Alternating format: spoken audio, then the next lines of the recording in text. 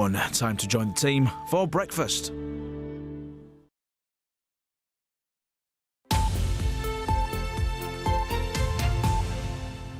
Hello, you're watching Breakfast with John Kay and Nina Warhurst. Now, yesterday we received lots of messages from you about the Chancellor's plans to scrap the winter fuel payment for most pensioners in England and Wales. Lots of you very angry about that decision. Although, interestingly, lots of pensioners as well getting in touch saying maybe it's a fairer system to redistribute the money. Well, Rachel Reeves has been defending the move, saying she needs to repair a black hole in public finances. Well, our cost of living correspondent Coletta Smith has been speaking to some of those who'll lose out. Knowing your next step is crucial for everyone here. But these dancers now have to change their plans. As of this week, most of them will no longer be getting a winter fuel payment. I understand cuts have to be made, but it was a bit of a shock. The old people that couldn't afford to put the heating on last year with the allowance, how are they going to get on this year? I think it's disgraceful. I think I would be sort of switching off in some of the rooms to sort of help budget for it, really. Did it help last winter, do you think? Big help, yes. It, it just gave you a confidence to get on. How do you feel then about going into... Spend it on Christmas presents like a lot of people do, or go out for a meal. It was left in the account to help pay the bill.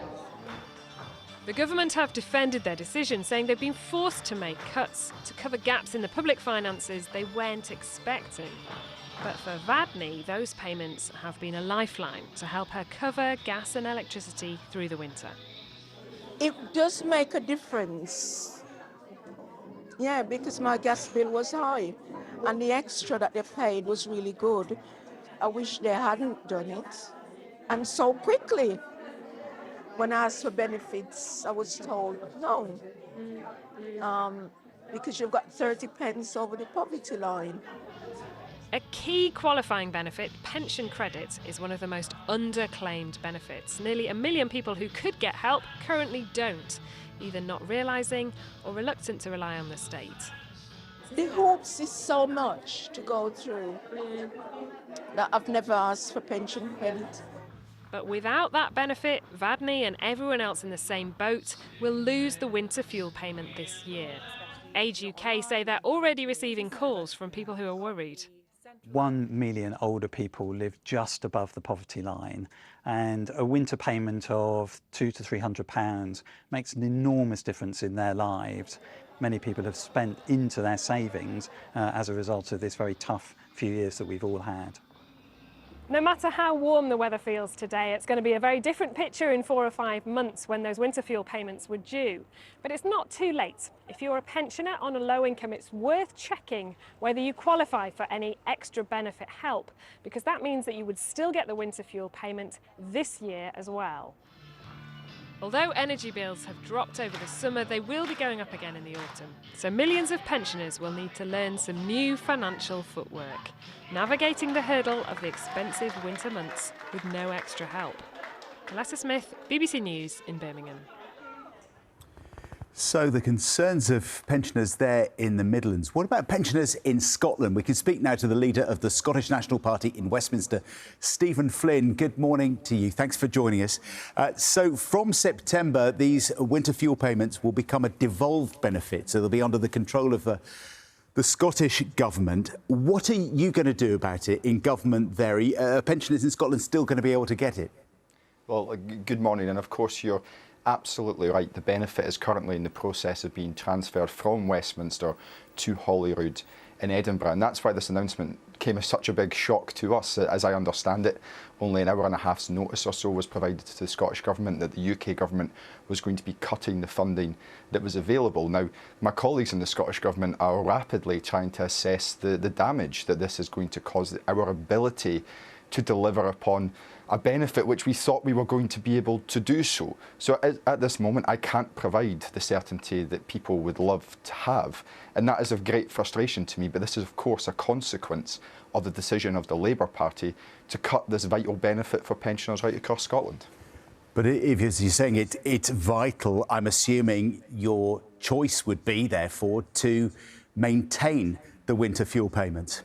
Well, of course, in an ideal world, we would absolutely love that to be the case, but ultimately the finances that sit behind the delivery of this benefit have just been cut. They've been hit with a sledgehammer by Rachel Reeves as part of this new Labour government, and that puts us in an almost impossible position of trying to implement a benefit through which the funding appears to no longer be available from the UK government. That's an invidious position to put any government in, but we need to take into context the fact that we were given just 90 minutes notice of this. What kind of respect agenda is that between the UK government and the Scottish government? And if I may broaden this out a little bit, Rachel Reeves is making this decision through a political choice. She knew that there was going to be significant cuts to public sector services required as a result of her coming to government. She chose to put herself in a fiscal straitjacket. She's chosen to reject the benefits of rejoining the likes of the single market, which has hit our economy more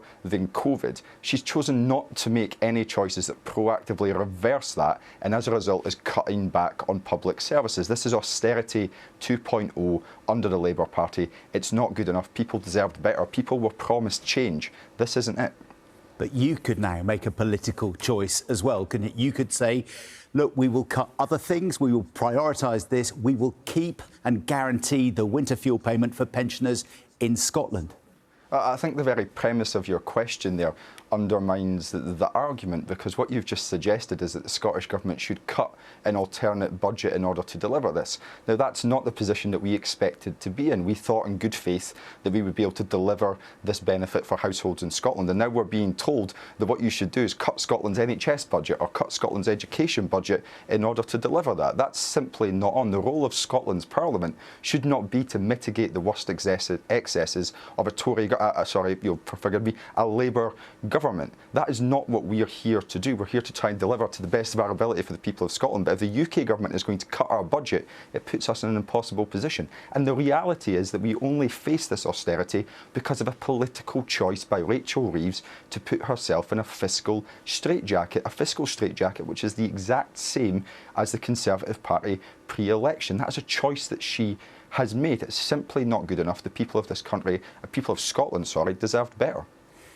What the Chancellor's saying, though, her argument is that she has inherited, Labour have inherited this overspend of, £22 billion, and she's got to find the money somewhere. Do you accept that premise at least? You'll forgive me, because I think I was on your show many occasions prior to the election warning about the fact that there was huge cuts to public sector services that were coming down the line that had been baked in at Westminster. Rachel Reeves and the Conservative Party partook in a conspiracy of silence on that. She's now arguing that there's further cuts that need to be made, but while she's making those arguments, she's ignoring the fact that she has chosen to create fiscal rules which inhibit her ability to deal with this, that force her into taking austerity-based decisions. But perhaps most importantly than that, she doesn't even mention the word Brexit. Brexit has hit the UK economy to a figure which is far in excess of the quantum that's required to fill this supposed black hole that exists. I appreciate it's not talked about very often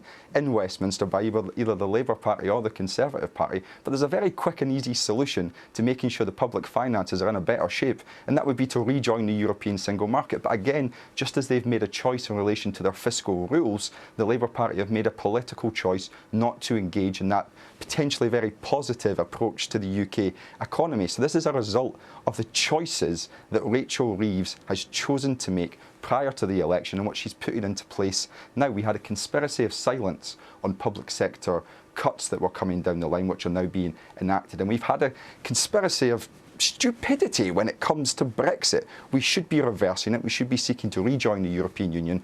Unfortunately, Westminster hasn't grown up or serious enough to deal with the real solutions to the problems that our public finances face. We'll leave it there for now, though. But Stephen Flynn, thank you very much indeed.